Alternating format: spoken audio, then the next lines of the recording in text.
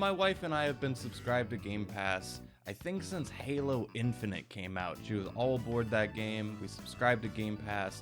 Ever since then, she's cooled off of it, but I've always found some games to play here and there, and there's a lot of big experiences I got from it. Persona 3 Reload, Expedition 33, those are two of my favorite games of all time, and I got them through Game Pass, and even like the hidden gems like your South of Midnight here and there.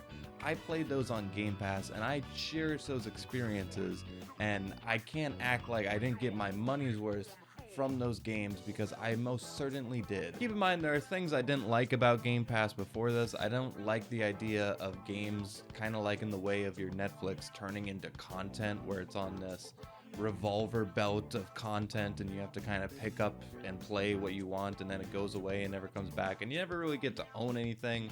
I don't think that's good for games in the long run. And I don't like the idea of my money going to Microsoft as this ultimate publisher who's gonna take my money and distribute it to whoever it wants to after the fact. I would just like my money to go straight to the developer, even the publisher if I have to.